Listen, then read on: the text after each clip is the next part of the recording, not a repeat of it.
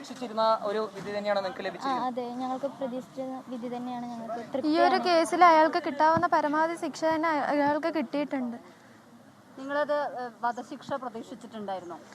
ഈ ഒരു കേസിൽ ഇയാൾക്ക് കിട്ടാവുന്നതിൽ കിട്ടിയിട്ടുണ്ട്.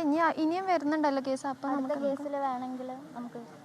അപ്പോൾ ഈ വിധിയിൽ നിങ്ങൾ തീർത്തും തൃപ്തരാണ്? അതെ, ഇയാൾ പുറത്തിറങ്ങരുത് തന്നെയാണ്. നിങ്ങൾ ഇതിൽ തീർത്തും തൃപ്തരാണ്? അതെ അതെ. ഇനി ജാമ്യമോ പരോളോ കിട്ടരുതെന്നാണ് ആഗ്രഹിക്കുന്നത്? അതെ, പരോളോ ജാമ്യം കിട്ടരുതെന്നാണ് ആഗ്രഹം. അങ്ങനെ വന്നാൽ ഇപ്പോഴും ഒരു ഭയത്തിൽ തന്നെയാണല്ലേ? ഭയത്തിൽ തന്നെ. നിങ്ങൾക്ക് ഇപ്പോഴും ഒരു ഭീഷണിയും ഭയം ഉണ്ട് ഇയാളെ, അതുകൊണ്ട് ഒരിക്കലും ഇയാളെ പുറത്ത് വിടരുത്. ഒരിക്കലും പുറത്ത് വിടരുത്. ഇപ്പൊ പോലെ ഈ കോടതിയിൽ പോലെ നിൽക്കുമ്പോ ആ പേടി ഉണ്ടായിരുന്നോ? ഉണ്ടായിരുന്നു. അയാളെ ഞങ്ങളുടെ അടുത്ത് തന്നെയായിരുന്നു. പേടി ഉണ്ടായിരുന്നു. പക്ഷെ ഞങ്ങൾ ഈ കേസിൽ ഭയങ്കര തൃപ്തിയാണ്. കോടതിയിലേക്കായാലും ഒരുപാട് നന്ദി ഉണ്ട്. ഞങ്ങളെ ഹെൽപ്പ് ചെയ്ത എല്ലാവർക്കും ഭയങ്കര നന്ദി. ഇനിയിപ്പോ തുടർ മേൽക്കോടതിയിലൊന്നും പോകേണ്ട ആവശ്യമില്ല? വേണ്ട വേണ്ട വേണ്ട.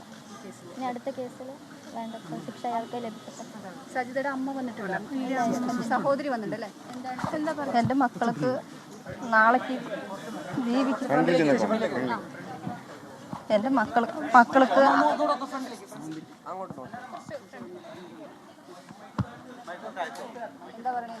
എൻ്റെ മക്കൾക്ക് അമ്മയില്ല അച്ഛനും ഇല്ലാണ്ടാക്കിയതാണ്, അഡ്രസ്സ് ഇല്ലാണ്ടാക്കിയതാണ്. ഇനി സർക്കാർ എന്തെങ്കിലും ഒരു ജോലി മക്കൾക്ക് കിട്ടണം എന്നുള്ളത് ഞാൻ അപേക്ഷിക്കുകയാണ് മക്കൾക്ക്.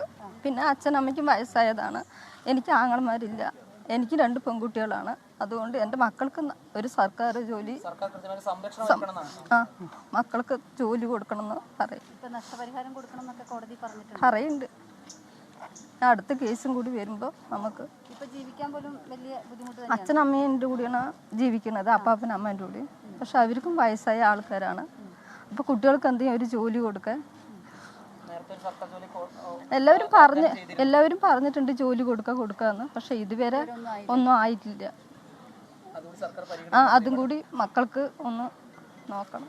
അവൻ്റെ കാര്യം നോക്കാനുള്ള ഒരു ജോലി ഉണ്ടെങ്കിൽ അവൻ്റെ കാര്യം നോക്കാമല്ലോ. അതുകൊണ്ട് ഇതിൽ കൂടെ എല്ലാവരും നിന്നാൽ നിങ്ങൾക്കും ചാനലുകാർക്കും എല്ലാവർക്കും നന്ദി. ഇതിൻ്റെ കൂടെ നിന്നവർക്കും എല്ലാവർക്കും നന്ദി. ലോകത്തെവിടെയായാലും ഏത് സമയത്തും 24 വാർത്തകളും ഓഗ്മെന്റഡ് റിയാലിറ്റി പാക്കേജുകളും എക്സ്പ്ലെയിനറുകളും വിശദമായി കാണാൻ ഞങ്ങളുടെ യൂട്യൂബ് ചാനൽ നിങ്ങൾക്ക് സബ്സ്ക്രൈബ് ചെയ്യാം.